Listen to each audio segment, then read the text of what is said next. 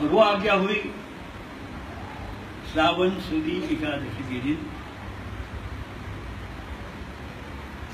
और 12 के दिन भगवद आज्ञा से उस मार्ग का महाप्रभु श्री वल्लभ ने प्रस्थापन किया, प्रारंभ किया। उसका पहला वैष्णव बने पुष्टि वैष्णव श्री दामोदर दास जी हर्षाणी।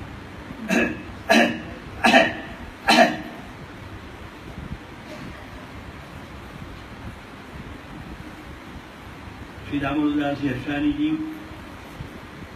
भाव भावना में श्री अल्लाह जी महानुभाव आज्ञा करते हैं श्री ललिता जी का स्वरूप, और कृष्णदास जी में भी उनका आविर्भाव आवेश।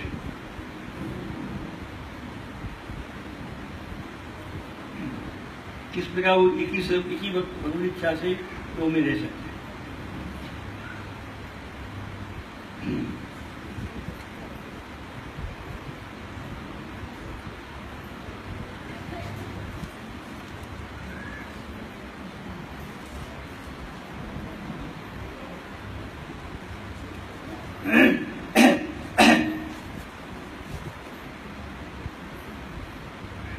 पुष्टि भक्त जितने भी हैं, चाहे शुद्ध पुष्टि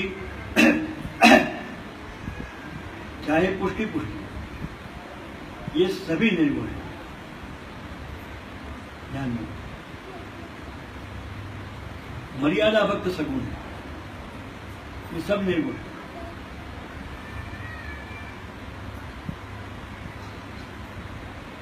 भगवान ने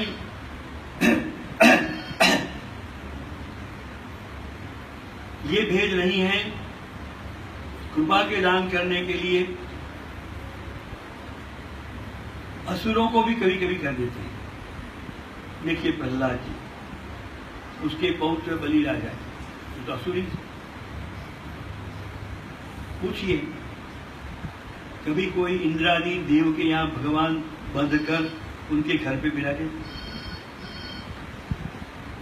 कोई देवों के घर? कभी विंध्यावली बलि राजा की महारानी,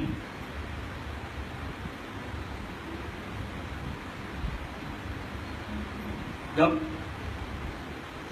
ये बात उनकी स्तुति की, भगवान की वामन स्वरूप में विराजे, क्रीडाद आत्म इदम श्री जगत कृतंते साम्यन तत्व कुरियो परईश कुरियो, श्रीमद् भागवत अष्टम स्कंद।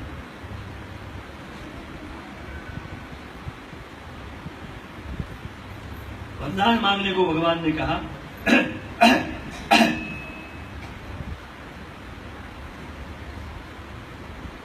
तो यही प्रश्न पूछा बलि राजा ने और महारानी ने, प्रभु मेरे आपकी विनती में करूं,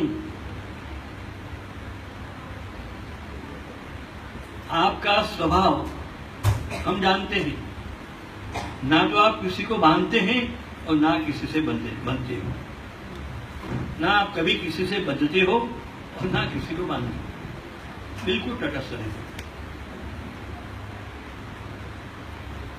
आपने कभी किसी को बांधा और आप कभी किसी से बंधे तो कितनी कृपा मेरे पति पर आपने की। ये तो असुर कुल में उत्पन्न दोषों से भरे हुए, आपको केवल परिश्रम ही देते आ रहे हैं, फिर भी आपने कितनी महती कृपा करके अपने श्री हस्तों से उनको बराबर बांधा।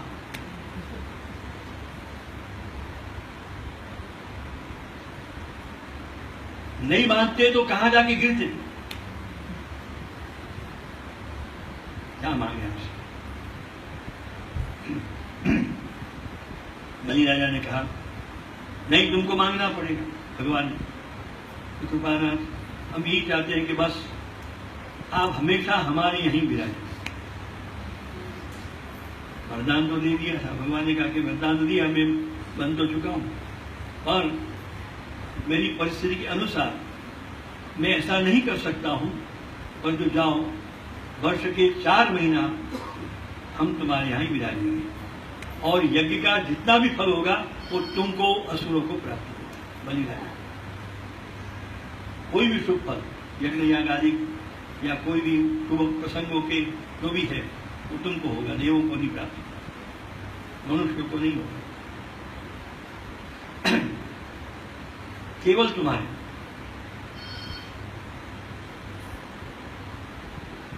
इसलिए तो ये 4 महीना शुभ कार्य नहीं होते, ये सब ये कार्य होते फल असुरों को नहीं।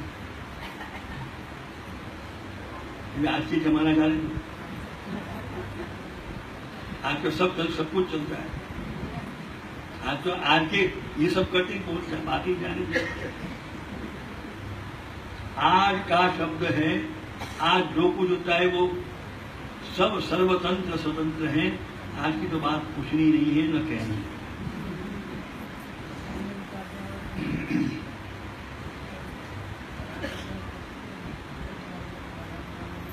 परंतु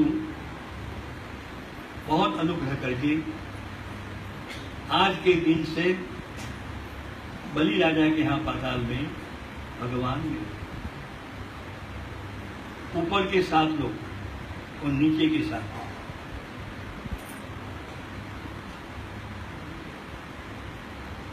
अतल, सुतल, तलातल, रसातल, पाताल इत्यादि 7 लोग हैं, तो उन पर भी कृपा हो। नीचे के 7 लोगों पर भगवान ने कृपा की,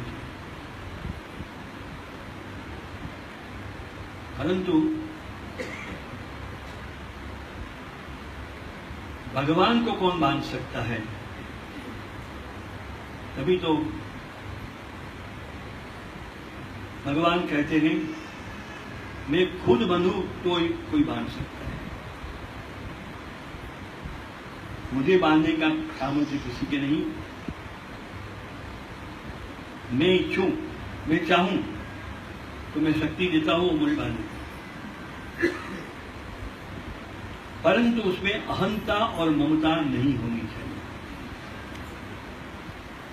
अहंता ममता से परे होकर जो जीव निस्साधन होगा, एकदम निस्साधनता का अनुभव करना, मेरे में कुछ साधन नहीं, कोई साधन नहीं, कोई वस्तु से एकदम निस्साधनता का अनुभव करता हुआ दैन्य का भाव करेगा।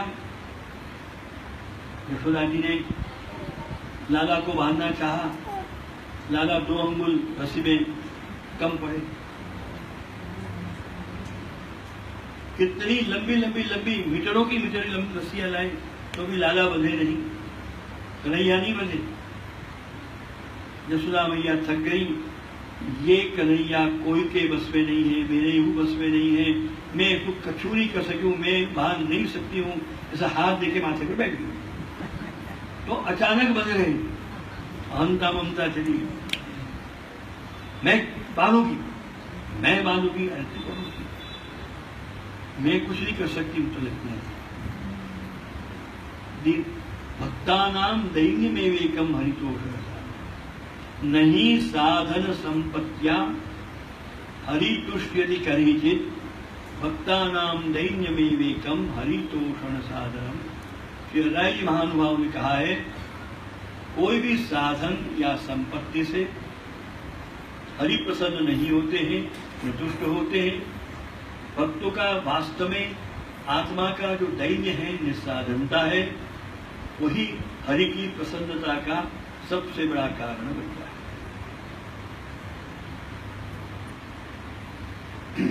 तो पुष्टि सिद्धांत में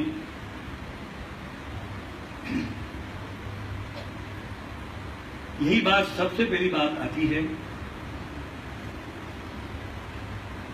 प्रमेय रत्नाकरम ग्रंथ में पुष्टि विवेक नाम के एक प्रकरण में उसका बहुत सुंदर लक्षण बांधते हुए लालू भट्ट जी ने कहा, बलवत प्रतिबंध निवृत्ति पूर्वक स्वपादावाप्ति साधकत्व नाम महापुष्टित्व।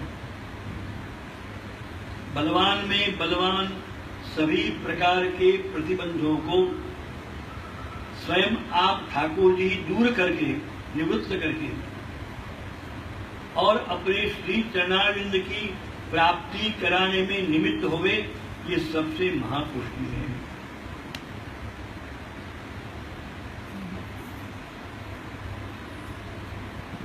महापुष्टि। और वो कृपा जब होती है तब वो जीवात्मा अपने भीतर आत्मा से श्री ठाकुर जी का स्मरण करता है। स्मरण करते करते उनके भीतर ताप उत्पन्न होता है और मिलन की तीव्र इच्छा होती है। मैं प्रभु के चरण में कब शरणागत हूं, मेरे प्रभु से मैं कब मिलूं।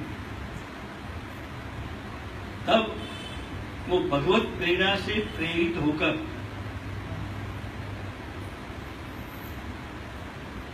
दौड़ता हुआ दृढ़ताप के सहित भगवान के श्री चरणों में पहुंचता है और श्रीमद् वल्लभाधीश महाप्रभु की परम अनुग्रह कृपा से उसको वास्तविक अर्थ में ब्रह्म संबंध प्राप्त होता है।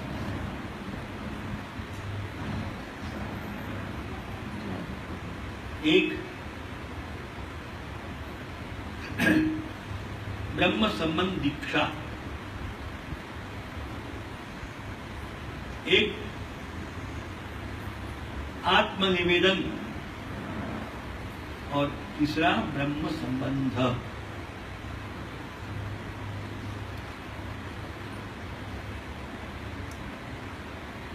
इस देखिए 84 वैष्णव, 252 वैष्णव, उनका एक एक चरित्र आप पढ़िए। वो कोई प्रचार उनको नहीं हुआ था, उसकी मान के प्रचार से खींच के नहीं आए हैं।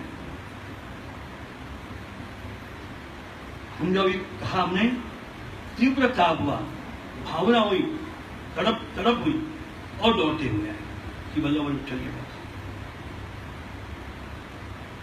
तब जाके उनको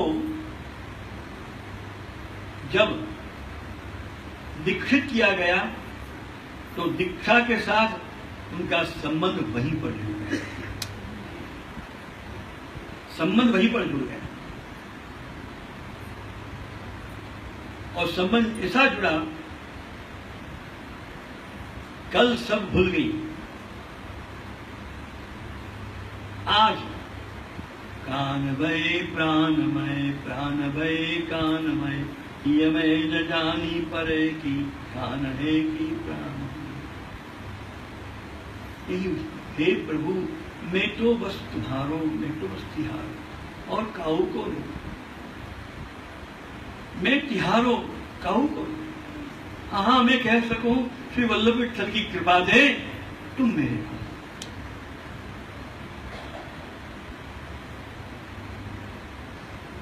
मायावादी कभी ऐसा नहीं बोल सकता।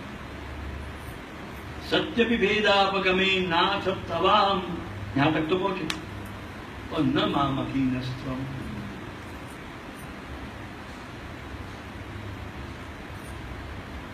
शंकराचार्य जी को इतना तो अधिकार कृपा से मिला, तो वो कहे तवास्मी और तवाम का अर्थ एक ही होता है। हे नाथ, हे प्रभु स्वामी, मैं तुम्हारा। मेरे और तुमने कोई भेद नहीं होते हुए भी, अद्वैत होते हुए भी, हे नाथ मैं तवाम, मैं तुम्हारा, और तुम मेरे हो ये कहने का मैं हिम्मत नहीं कर सकता। आप समझे? और शुद्ध पुष्टि जीव बहुत आत्मविश्वास के बोल देता है, हे नाथ मैं तुम्हारा हूं और आप मेरे हैं, तुम मेरे हो, श्री वल्लभ विठल की कृपा से।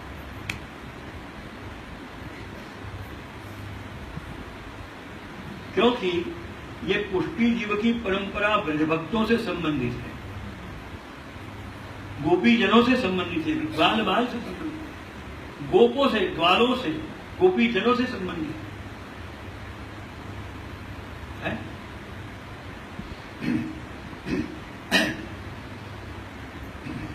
क्या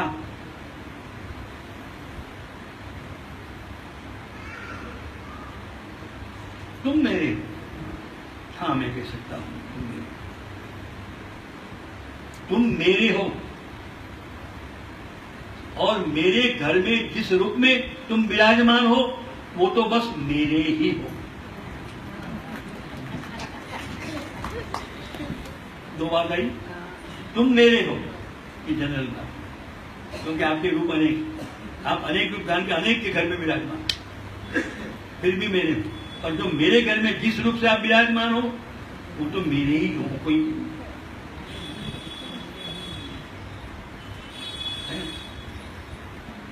तो ये बहुत बड़ी बात पुष्टि भक्ति में, पुष्टि मार्ग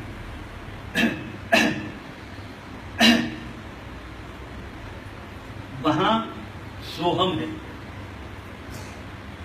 यहां दासो। दास शब्द आगे आ गया तो सोहम में से बन गया दासोहम। तो सोहम से तो क्या हुआ, दासोहम से सोहम तक का एक जो सफर, उसको पुष्टि भक्ति मार्ग कहते हैं। समझे? उपनिषद वेदों ने बताया सोहम तत्वमसि अहम ब्रह्मास्मि। ये तो ज्ञान मार्ग की बात हुई, और उसमें पुष्टि भक्ति मार्ग आके खड़ा हो गया तब जब दा एक अक्षर आगे बढ़ा। तुम और मैं तुमसे कोई पृथक नहीं, तुम्हारे अंश के नाते और मैं, तुम हमारे अंशी के नाते अंशांशी संबंध से अभेद है, शुद्ध अद्वैत है। फिर भी मैं दासोहम, इस पर भी मैं दासोहम, सोहम होते हुए भी दासोहम।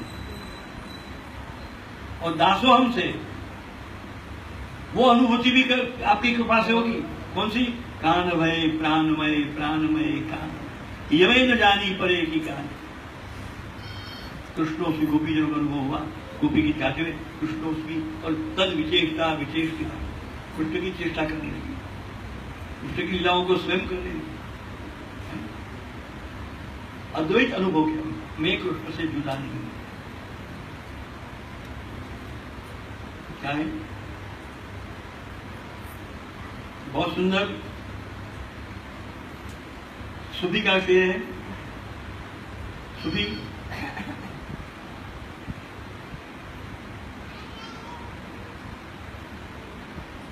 आदम को खुदा मत कहो, आदम खुदा नहीं, लेकिन खुदा के नूर से आदम जुदा है। जीवात्मा को परमात्मा मत कहो, जीवात्मा परमात्मा नहीं, पर परमात्मा के अंश से जीवात्मा जुदा है। ये शुद्ध अद्वैत, ये पुष्टि भक्ति से ये अनुभूति होती है। यानी कृष्ण रूप बन के कृष्ण के साथ कृष्णानंद की अनुभूति फल दशा में वो जीवात्मा भगवत रूप बन के भगवत आनंद का अनुभव करता है। ये आपको थोड़ा शुद्धा में भी बीच में भक्ति के साथ जोड़ के बताता है। समझे?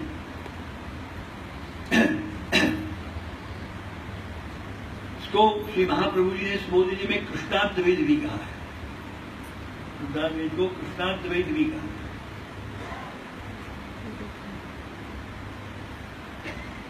वो वेदों की श्रुति में सोष्टुते सर्वान् कामान् सह ब्रह्मणा विपश्चिता।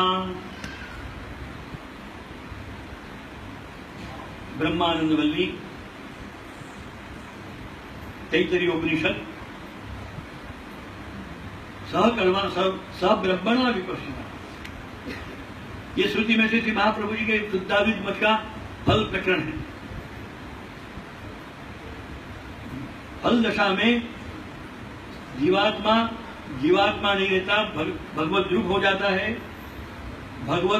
भगवान के साथ भगवत रूप होकर भगवत आनंद की अनुभूति करता है, परंतु भगवान की इच्छा से उसमें भेद रखा गया है, ऐच्छिक भेद है, वास्तविक नहीं कि वो स्वामी और सेवक का भाव वहां प्रभु उनमें प्रकट करते हैं नित्य लीला में।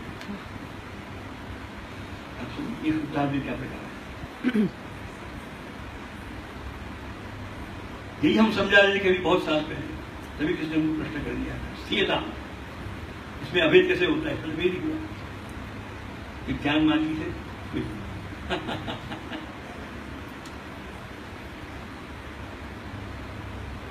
तो ये बहुत बारीक बात है। तो पुष्टि भक्ति इसका प्रमाण वेद, गीता, सांगवेद, सांगवेद का मतलब उपनिषद, निरुक्त, संहिता, ब्राह्मण ग्रंथ, ये सब वेदों के जो अंग हैं उनके संग सांगवेद कहा जाता है। और वेदाः श्री कृष्ण वाक्यानि व्यास सूत्राणि कैवही, ब्रह्मसूत्र व्यास जी का, कृष्णवाक्या भगवद गीता, और चौथा प्रमाण श्रीमद् भागवत समाधि का। ये प्रमाण, इसके प्रमाण के आधार पर भगवान के स्वरूप का निर्णय हुआ। पुष्टि पुरुषोत्तम परमात्मा है, परंतु वेद भी जिसको जान नहीं पाए, नेति नीति कह के रह जाते। तो प्रमाण, प्रमेय, साधन और पहले प्रमाण, प्रमाण वेदादि शास्त्र, उससे प्रमित सिद्ध वो प्रमेय, और एक प्रमेय माने ठाकुर जी परमात्मा परब्रह्म 14 लोगों में, 7 लोग नीचे ऊपर के 14 लोगों में, ब्रह्मांड में और वेदादि शास्त्रों में जो आपका स्वरूप है वो लोक वेद प्रसिद्ध पुरुषोत्तम का स्वरूप है, लोक वेदातीत पुरुषोत्तम का नहीं। तो पहले पूर्ण जितना भी ब्रह्म का स्वरूप है उसको शुद्धाद्वैत तत्व ज्ञान से ही समझा जाता है, प्रमाण से। फिर उसमें जो उनको तत्व की जो भक्ति करना, कृपायुक्त भक्ति करना, पुष्टि भक्ति करना, केवल कृपा का विचार करके दासोहम निस्साधनता पूर्वक उनकी भक्ति करना। तो भक्ति का मतलब क्या हुआ? भज धातो हो 3 प्रत्यय भक्ति रूपम सिद्धम। भज सेवायाम, भज धातु है जो 3 प्रत्यय होता है, भज का मतलब सेवा करें, और 3 प्रत्यय होने से प्रेम पूर्वक की सेवा, प्रेम लक्षण। तो भक्ति कितनी प्रकार की प्रहलाद जी ने बताई। पहले भी वो प्रसिद्ध थी, श्रवणम कीर्तनम विष्णु स्मरणम पाद सेवनम अर्चनम वंदनम दास्यम सख्यम आत्मनिवेदनम। आखिर में बताया आत्मनिवेदन ब्रह्म से। श्रवण, पीछे आया कीर्तन, पीछे आया स्मरण। श्रवण माने भगवत लीलाओं का श्रवण करना, भगवान के रूप का स्मरण करना। फिर कीर्तन, जो भी श्रवण किया है उसको दूसरों को कहना, ये या कथा कहना या कथा श्रवण करना।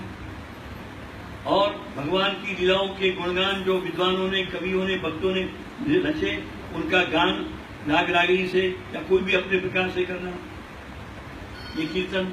और दूसरों को कहना, कथन, वो भी कीर्तन है। और फिर स्मरण, स्मरण के प्रकारों में जप, पाठ, माला और ध्यान, ध्यान भी आता है। और पुष्टि भक्ति मार्ग में भावन, भावन, ये सब भी प्रकार आते हैं, ये स्मरण में आ जाता है। पाद सेवनम, पाद सेवन का कोई सीधा अर्थ होता है चरण सेवा, और चरण सेवा अर्थ ही मात्र इसका अर्थ नहीं है। क्या पाद सेवन शब्द क्यों रखा? क्योंकि कोई भी देव दानव मानव का अधिकार है ही नहीं भगवान के मुखारविंद तक पहुंचने का। भगवान के श्री मस्तक तक पहुंचने का, ये पूरे श्रीअंग तक न देवों का है, न दानवों का है, न मानव का है। तो सबसे पहले चरणारविंद में पहुंचो, चरणारविंद से आगे बढ़ते हुए मुखारविंद तक पहुंचो। जो सीधे ऊपर जाएगा वो जा ही नहीं सकता है, पड़ जाएगा।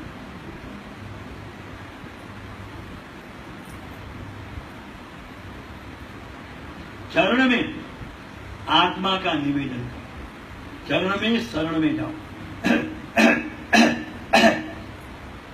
चरण में शरण में जाओ और चरण की सेवा पहले करो। कैसे? गए, दंडवत प्रणाम किया, ये शरणागति। फिर चरण स्पर्श किए, है ना? तो चरण स्पर्श सबसे पहले आंखों को किए, क्योंकि आंखें दोष दर्शन करती है। ये आंखें आपके स्वरूप के सिवाय और कहूं को किसी को भी देखे नहीं। फिर मस्तक पर, ये बुद्धि मस्तक में रहती है, दिमाग उसमें नहीं होता है, भेजा उसमें ही काम करता है। ये दुनिया भर की सोचती रहती है, दुनिया में भटकता रहता है। तो यहां स्पर्श करा के उनको बराबर भगवानमय करो और फिर वो स्वरूप अपने हृदय में रखो, हाथ छाती पे, तो वो स्वरूप हृदयारूढ़ हो जाएगा। समझे? ये चरण स्पर्श के प्रकार है, सबको नहीं आता ये चरण स्पर्श, और इसी को ही चरण स्पर्श कहते हैं। और जो आलोक बहुत से लोग करते हैं वो चरण स्पर्श नहीं। आप समझे? तो चरण पहले पाद से बनाया, पाद से चरण का स्पर्श, फिर ठाकुर जी के चरण में झुकना, स्पर्श करना, प्रक्षालन करना, और फिर आगे बढ़ते बढ़ते ठीक मुखारविंद से मुखारविंद तक पहुंचना, मुखारविंद की सेवा तक पहुंचना। चरण की पादुका की क्या बोलते हैं हम लोग? नमो गुरुभ्यो गुरु पादुकाभ्यो। सनातन धर्म का ही श्लोक है गुरु जी। पाद सेवन माने संपूर्ण ठाकुर जी की सेवा, श्रीअंग की। अर्चनम, अर्चन क्या होता हुआ? पूजा, तिलक, कंकु, अक्षत, मंत्रों के द्वारा, अक्षत के द्वारा, फूलों के द्वारा अर्चना वगैरह, ओम नमः वगैरह, ये अर्चनम, ये अर्चना है, पूजा है, आरती करना, दीपक, ये सब पूजा का, ये अर्चन है। आप समझे? और अब फिर आया वंदनम, अर्चनम, वंदनम, वंदन भी भक्ति है। फिर दास्य, वंदन केवल करो तो वो दास्य भक्ति बगैर वंदन करोगे तो सफल नहीं होगी।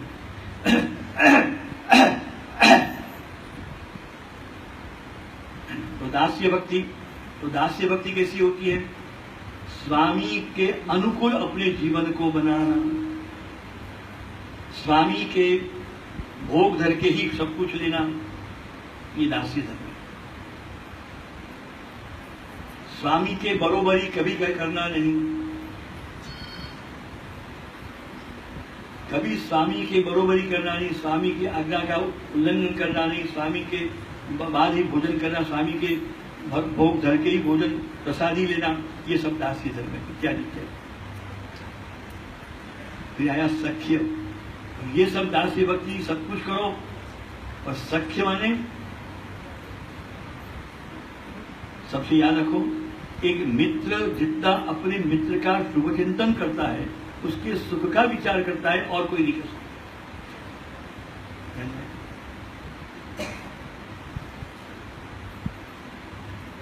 इसलिए महाराजा भर्तृहरि ने कहा, कार्येषु मंत्री, चरणेषु दासी, भोजनेषु माता, शयनेषु रंभा।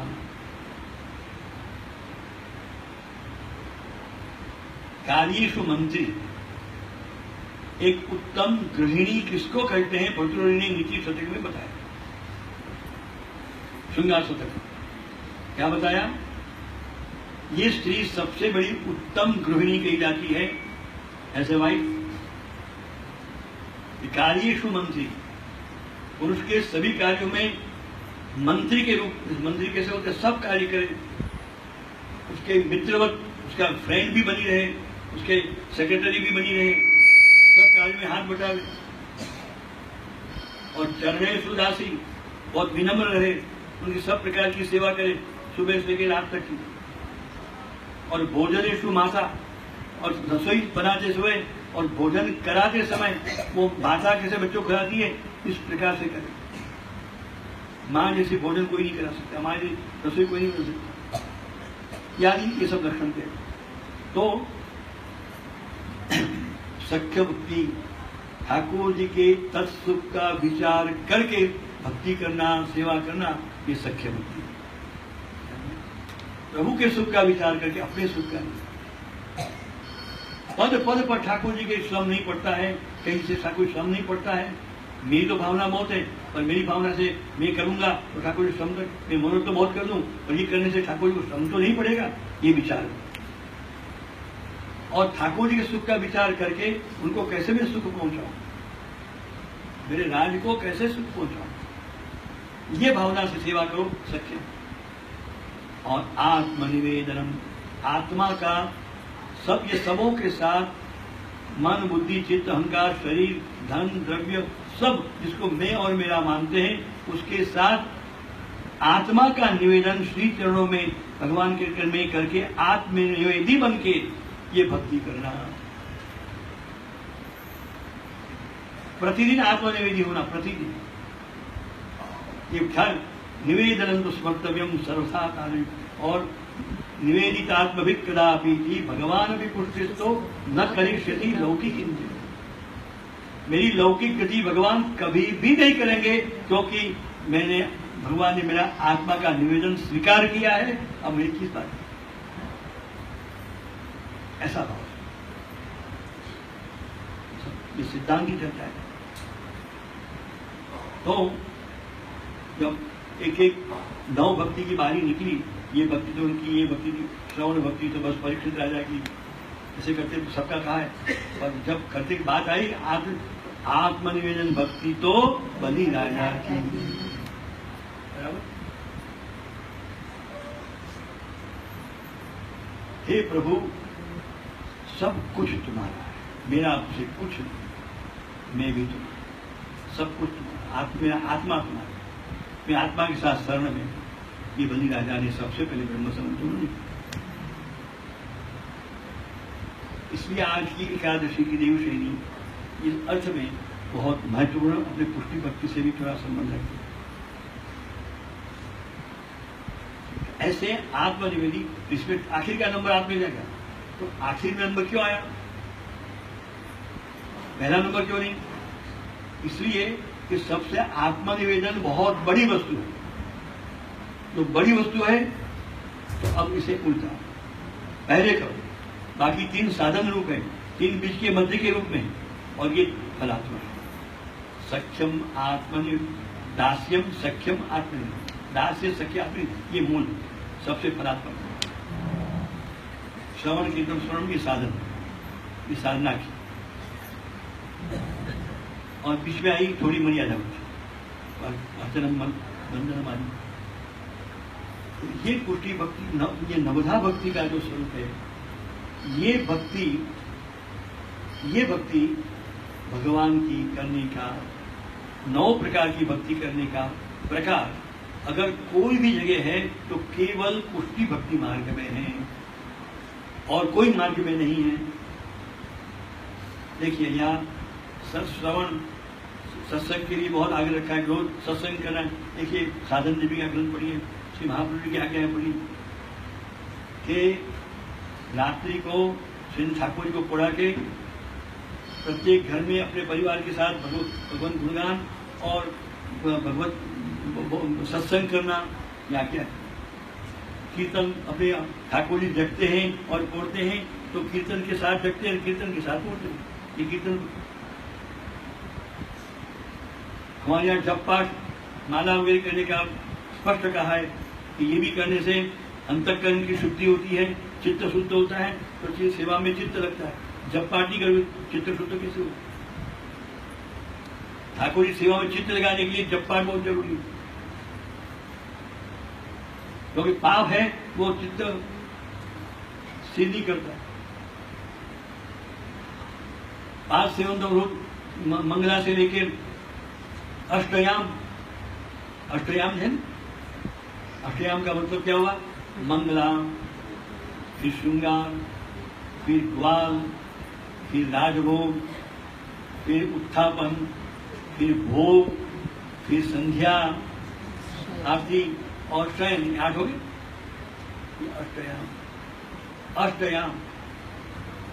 अष्टयाम मंगला नंदालय में होती है और शयन निकुंज में। एक प्रकार ही, और किसी को पता है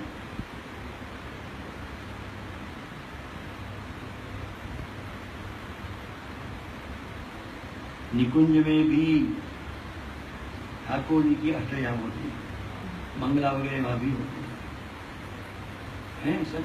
हाँ, मंगला का प्रकार नंदालय का अलग है और निकुंज का अलग है। नित्य वहां स्वामी जी, यमुना जी वगैरह कराते हैं। स्वामी जी वात्सल्य भक्ति में नंदालय, माधुरी भक्ति में निकुंज, दोनों प्रकार। तो ये अष्टयाम का प्रकार, उनके भावों के कीर्तन में उनके भाव भरे हुए हैं। तो उन कीर्तनों की एक एक दो कड़ी भी, एक एक कीर्तन भी कंठस्थ करके या मन में लाके, या रोज नए नए कीर्तन भी वही याम के, एक एक याम के इसके साथ जो अगर सेवा की जाए तो अष्टयाम सेवा का बहुत बड़ा अपूर्व आनंद का अनुभव होता है। ये सत्य बात है।